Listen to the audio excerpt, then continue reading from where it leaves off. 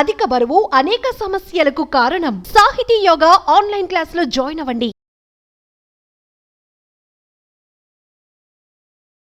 Welcome to Suman TV. నేను మీ నవీన్. ప్రస్తుతం మనతో acupuncture healer doctor Venkat Jajula గారు ఉన్నారు. హాయ్ సార్, నమస్తే అండి. నమస్తే అండి. సార్, ఒకప్పుడు మోకాళ్ళ నొప్పులు అంటే ఒక 50 ఏళ్ళు 60 ఏళ్లలో మనం చూసేవాళ్ళం. కానీ ఇప్పుడు యంగేజ్లో కూడా ఈ మోకాళ్ళ నొప్పులు చూస్తూ ఉన్నాము. వీటికి ఎట్లాంటి శస్త్రచికిత్సలు లేకుండా ఆక్యుపంక్చర్లో మోకాళ్ళ నొప్పులు తగ్గించుకోవచ్చు అని చెప్పేసి నేను విన్నాను. మీ వీడియోస్ కూడా చూసాము. సో అది ఎంతవరకు వాస్తవం అంటారండి? 100% ఆక్యుపంక్చర్ ట్రీట్మెంట్ ద్వారా నీ పెయిన్స్ పర్మనెంట్గా క్యూర్ అయిపోతాయండి. ఓకే. ఈ రోజుల్లోని ప్రజల్లో 70-80% మంది ఈ మోకాళ్ళ నొప్పులతోటి బాధపడుతున్నారు. ఇదివరకు చూస్తే 70sలోనూ 60s 70s 80s ఆ ఏజ్ రేంజ్లో మోకాళ్ళ నొప్పులు వచ్చాయి. కరెక్ట్. ఈ రోజుల్లో చూస్తే యుక్త వయసులో నుంచి కూడా రావడం, మోకాళ్ళ నొప్పులు రావడం జరుగుతుందండి. వీటన్నిటికీ ప్రధాన కారణం ఇప్పుడున్నటువంటి ఆహార శైలి విధానం అండి. మనం తీసుకున్నటువంటి ఆహారం, ఎటువంటి ఆహారం తీసుకుంటాము అనేది చాలా ఇంపార్టెంట్ ఈ మోకాళ్ళ నొప్పులు రావడానికి. ఎందుకంటే మనకి ఆహారంలో 2 రకాలు ఉంటాయండి. ఒకటి ఆల్కలైన్ ఫుడ్, రెండవది ఎస్టెటిక్ ఫుడ్. మానవ శరీరం నిర్మితమైంది ఆల్కలైన్ ఫుడ్ తీసుకోవడానికి మాత్రమే. ఎసిడిక్ కాదు. ఎసిడిక్ అంటే ఇప్పుడు బజ్జీలు, బోండాలు, పూరీలు ఇదివరకు రోజులు లేవండి. అవి నాన్ వెజ్, బిర్యానీలు, బేకరీ ఐటమ్స్ ఇవన్నీ కూడా అసిడిక్ ఫుడ్ కింద వస్తాయి. ఇవి ఏమవుతున్నాయి అంటే మనకి ఆహారం ద్వారా ఈ అసిడిక్ ఫుడ్ ఎప్పుడైతే శరీరంలోకి వెళ్తుందో యూరిక్ యాసిడ్ అనేది జనరేట్ అవుద్ది, పుట్టిద్ది. యూరిక్ యాసిడ్, అమినో యాసిడ్స్, మలినాలు, వాటర్ ఇవంతా వెళ్ళి బ్లడ్లో చేరుతాయండి. ఎప్పుడైతే బ్లడ్లో చేరినయో శరీర ధర్మం ప్రకారం బ్లడ్ మొత్తం కూడా కిడ్నీకి పంపిస్తుంది.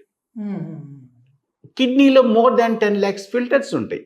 Excess uric acid, amino acid ఇవన్నీ కూడా ఫిల్టర్ చేసి ఎంతవరకు ఉంచాలో అంతవరకు ఉంచి మిగతాదంతా కూడా యూరిన్ రూపంలో బయట పంపించేస్తుంది. అయితే మనకి బ్లడ్లో కాల్షియం ఉంటుందండి. ఈ కాల్షియం యూరిక్ యాసిడ్ ఏం చేస్తుందంటే కాల్షియం మొత్తం తినేసిద్ది బ్లడ్లో. అది తినేసి మళ్ళీ ఇంకెక్కడ కాల్షియం ఉందని చూస్తే మనకి ఇది స్కెల్టన్ అండి. మనకి రక్త మాంసాలు లేకపోతే మనకి ఈ విధంగా ఉంటుంది మన శరీరంలో. ఇదంతా కూడా ఈ అస్థిపంజరం అంతా కూడా కాల్షియం ఉంటేనే గట్టిగా ఉంటుంది. ఈ బోన్స్ అన్నీ కూడా ఈ యూరిక్ యాసిడ్ ఏం చేస్తుందంటే వచ్చేసి మనకి అన్ని జాయింట్సేనండి. చేతికి ఒక 3 జాయింట్లు, ఈ చేతికి ఒక 3 జాయింట్లు, కాళ్ళకు 3 జాయింట్లు ఉంటాయి. యూరిక్ యాసిడ్ వచ్చి ఎక్కడైతే జాయింట్స్ ఉన్నాయో అక్కడ స్టోర్ అవుతుంది. అందుకే జాయింట్ పెయిన్స్ అంటా ఉంటారు. కరెక్ట్. అయితే మనకు అతిపెద్ద జాయింట్ ఏంటి? మోకాలు. ఈ మోకాల నిర్మాణం చూస్తే మనకి ఇది మోకాలండి. మనకి సహజంగా ఇలా ఫ్లెక్సిబిలిటీగా నడిచిన, పరిగెత్తిన, కూర్చున్న ఇట్లా ఫ్లెక్సిబిలిటీ ఉంటుంది. ఇది తొడ ఎముక, ఇది కాలి ఎముక. తొడ ఎముక రక్షణ కార్టిలేజ్, కాలెముక రక్షణ ఈ కార్టిలేజ్ ఉంటుంది. ఈ 2 కార్టిలేజ్ అరిగిపోకుండా మినస్కస్ ఉంటుంది మధ్యలో. ఎప్పుడైతే సైనోవియల్ ఫ్లూయిడ్ కూడా ఉంటుంది, గ్రీజ్ టైప్. వెహికల్స్ లో గ్రీజ్ పెడతారు. ఇక్కడేమో మనకి న్యాచురల్ గా గుజ్జు ఉంటుంది, సైనోవియల్ ఫ్లూయిడ్ అంటాం. అది ఏంటంటే ఇవన్నీ అరిగిపోకుండా మంచిగా సరి చూసుకుంటారు. కరెక్ట్. ఎప్పుడైతే యూరిక్ యాసిడ్ వచ్చిందో దాని ఉద్దేశం ఏంటంటే కాల్షియం పీల్చాలి. కానీ ఇవన్నీ అడ్డుకున్నాయని ఫస్ట్ ఇవన్నీ తినేసింది. మనకి ఈ ఎక్స్రే తీస్తే ఇట్లా ఉంటుంది అరిగిపోయిన వాళ్ళకి. అరగకుండా ఉన్న వాళ్ళకి ఇలా కనబడింది, మధ్యలో మినిస్కస్ కనపడదు. ఎప్పుడైతే ఈ యూరిక్ యాసిడ్ మొత్తం తినేసిద్దో ఈ గ్యాప్ తక్కువైపోయి ఇలా వచ్చేస్తుంది. మన శరీర బరువు మొత్తం మోకాళ్ళ మీదే ఎక్కువగా ఆధారపడి ఉంటుంది. ఈ బరువు అనేది ఇలా పడి రాపిడి జరిగి ఈ కార్టిలేజ్ అంతా కూడా డ్యామేజ్ అయిపోయి ఎముక బయటకు వచ్చి రాపిడి జరిగి బ్లడ్ సర్క్యులేషన్ అయిపోతుంది. ఎప్పుడైతే బ్లడ్ సర్క్యులేషన్ అయిపోయిందో పెయిన్ స్టార్ట్ అయిపోతుంది. ఇక ఇక్కడ కొంచెం బాగా అరిగిపోయిన తర్వాత పెయిన్ ఉందని కొంచెం పక్కకేసి నడుస్తారు. అవును. ఇక్కడ హాయిగా ఉందని దీని మీద ఇట్లానే నడుస్తుంటారు. కొంచెం వంకర పోయినట్టుగా కనపడతా ఉంటుంది. ఇక్కడ కొన్ని రోజులకి అరిగిపోతుంది, మళ్ళా ఇంకొంచెం పక్కకేసి నడుస్తారు. ఓకే. ఈ విధంగా అలైన్మెంట్ తప్పిపోతుంది, నీ అలైన్మెంట్ తప్పిపోతుంది. అప్పుడు మనిషి కొంచెం వంకర టింకరగా నడుస్తారు. ఈ ఈ నీ పెయిన్స్లో 2 రకాలు ఉంటాయి. ఒకటి ఆస్టియోఆర్థరైటిస్, రెండోది రుమటాయిడ్ ఆర్థరైటిస్.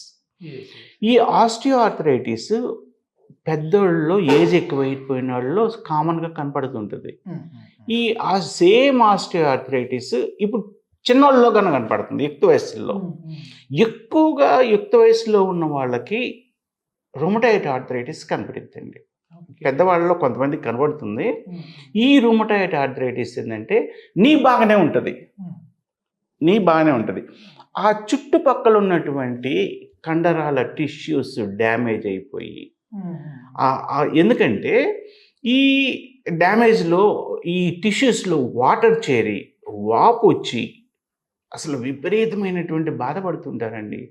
అట్లా పనుకుంటే నిద్రే పట్టదు. ఈ మెయిన్ ఎందుకంటే మనకి రోగ నిరోధక శక్తి అనేది ఉంటుంది శరీరంలో. ఎప్పుడైతే ఈ రోగ నిరోధక శక్తి మన మీద తిరగబడిందో అంటే ఆటో ఇమ్యూనిటీ సిస్టమ్గా మారుతుంది. ఎప్పుడైతే ఆటో ఇమ్యూనిటీ సిస్టమ్గా మారిందో మన శరీరాన్నే తినేస్తుంటుంది, తన శత్రువుగా భావించి తినేస్తుంటుంది. ఇమ్యూనిటీ పవర్ తక్కువగా ఉండకూడదు. ఇమ్యూనిటీ పవర్ తక్కువ ఉంటే వైరస్ బ్యాక్టీరియాలు వచ్చినా కానీ ఎఫెక్టివ్గా కిల్ చేయలేదు. జబ్బులు బయటపడుతున్నా కానీ అది చూస్తూ కూర్చుంటుంది. ఆటో ఇమ్యూనిటీ సిస్టమ్ జాయింట్స్ మీద తిరగబడి ఇవన్నీ కూడా ప్రతి జాయింట్ కూడా వాపులు వచ్చేస్తుంటాయి. ఏళ్లల్లో, కాళ్ళల్లో, జాయింట్లలో అన్నిట్లో వాపులు వచ్చేస్తూ ఉంటాయండి. అది రుమటాయిడ్ ఆర్థరైటిస్. అదే సార్, దీనికి ఆక్యుపెంచర్లో ఎట్లాంటి ట్రీట్మెంట్ ఉంది? ఎందుకంటే ఆక్యుపెంచర్, ఆక్యుప్రెషర్ అంటే ఒక పాయింట్లో ప్రెషర్ కల్పించడమో లేదంటే పంచర్ చేయడమో ద్వారా ఎట్లా మోకాళ్ళ నొప్పులు తగ్గుతాయి? మనకి నీ పెయిన్స్కి సంబంధించి ఆక్యుపంక్చర్ పాయింట్స్ ఉంటాయండి. యాక్చువల్ మనకి ఛానల్స్ ఉంటాయి, ఈ బూస్ట్ చేస్తాం. ఎప్పుడైతే ఇప్పుడు నేను చెప్పాను కదా ఇక్కడ బ్లడ్ సర్క్యులేషన్ జరగదని, ఎప్పుడైతే knee pain points acupuncture points activate చేసామో అక్కడ ఫస్ట్ బ్లడ్ సర్క్యులేషన్ జరుగుతుందండి. ఎప్పుడైతే బ్లడ్ సర్క్యులేషన్ జరిగిందో జీవం అనేది ఏర్పడుతుంది. జీవం ఉన్న చోట గుజ్జు ఊటలాగా పెరుగుతూ వస్తుంది. ఎప్పుడైతే ఈ గుజ్జు ఊటలాగా వచ్చిందో కార్టిలేజ్ రిపేర్ అవుతుంది. ఎప్పుడైతే కార్టిలేజ్ రిపేర్ అయిపోతుందో ఎముక అనేది రాపిడ్ అనేది ఉండదు. అప్పుడు నీ పెయిన్స్ పర్మనెంట్గా తగ్గిపోతుంది. ఈ విధంగా రుమటాయిడ్ ఆర్థరైటిస్, ఆస్టియో ఆర్థరైటిస్ని ఆక్యుపంక్చర్ ట్రీట్మెంట్ ద్వారా మన mega life nature cure acupuncture క్లినిక్లో పర్మనెంట్గా 100కి 100% తగ్గిస్తున్నామండి. ఓకే.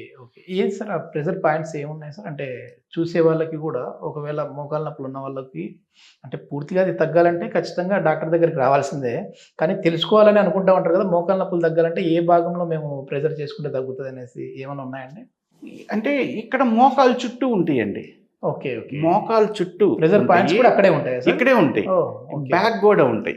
ఈ రెండింటిని కూడా కవర్ చేస్తూ ఉంటాం పేషెంట్కి. తర్వాత ఇమ్యూనిటీ పవర్ పెంచుతాం. ఇప్పుడు ఇది ఉంది LI4, ఈ పాయింట్ని కూడా యాక్టివేట్ చేస్తూ ఉంటాం. రోగ నిరోధక శక్తి పెరుగుతూ ఉంటుంది. అంటే ఎటువంటి ప్రాబ్లం లేకుండా ఇమ్యూనిటీ పవర్ ఇంక్రీజ్ అవుతూ ఉంటుంది. అదొక్కటే కాకుండా ఆ నీ పెయిన్ రావడానికి కూడా అంటే మల్టిపుల్ ఆర్గాన్స్ ఎఫెక్ట్ ఉంటుందండి. ఎప్పుడైతే ఒక మోకాల ధర్మం ఏంటి, కరెక్ట్గా కార్టిలేజ్ని కరెక్ట్గా ఉంచుకోవాలి, గుజ్జుని కరెక్ట్గా ఉంచుకోవాలి, ఇవన్నీ కరెక్ట్గా ఉంచాలి.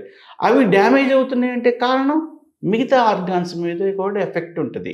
ఆ ఆర్గాన్స్ హెల్త్ కూడా రీడ్ చేసి వాటికి కూడా ఎనర్జీ లెవెల్స్ని బూస్ట్ చేస్తాం ఆక్యుపంక్చర్ ట్రీట్మెంట్ ద్వారా. సో ఈ విధంగా మోకాళ్ళ నొప్పులు వచ్చినటువంటి వాళ్ళకి పర్మనెంట్గా క్యూర్ చేస్తున్నామండి, ఆపరేషన్ లేకుండా. ఆపరేషన్ చేస్తే ఏమవుతుందంటే అండి, ఇప్పుడు ఈ మధ్యలో ఏదైనా వస్తువు పెట్టామనుకోండి, శరీరం యాక్సెప్ట్ చేయదు. ఇటు కూర్చోలేరు, నిలబడలేరు, ఇటు ఏం చేయలేరు. టీకేర్ లాంటివి చేస్తూ ఉంటారు.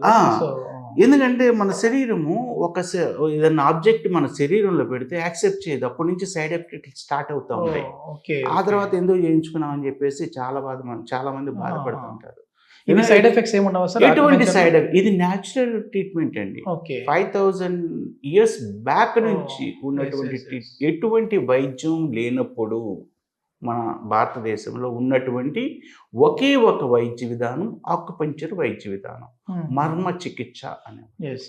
సో ఈ విధంగా ఆ రోజుల్లో డాక్టర్స్ లేరు, మెడిసిన్ లేదు. ఏంటంటే అప్పుడున్నటువంటి జ్ఞానుల ప్రకారం పాయింట్స్ని యాక్టివేట్ చేసి పక్కన ఉన్న ముళ్ళు తీసుకొచ్చి గుచ్చేవాళ్ళు అండి, ఏదైనా ఆకులు తీసుకొచ్చి నోట్లో పిండేవాళ్ళు, తగ్గిపోయింది. అవన్నీ కూడా లిఖించబడి మా లాంటి వాళ్ళకి అందించడం ద్వారా మేము ఇప్పుడు ప్రజలకి సేవ చేయగలుగుతున్నాం ఆక్యుపంక్చర్ ట్రీట్మెంట్ ద్వారా. నిజంగా చాలా అద్భుతం సార్, చాలా మంచి ఇన్ఫర్మేషన్ అయితే ఇచ్చారు. Thank you sir. Thank you so much.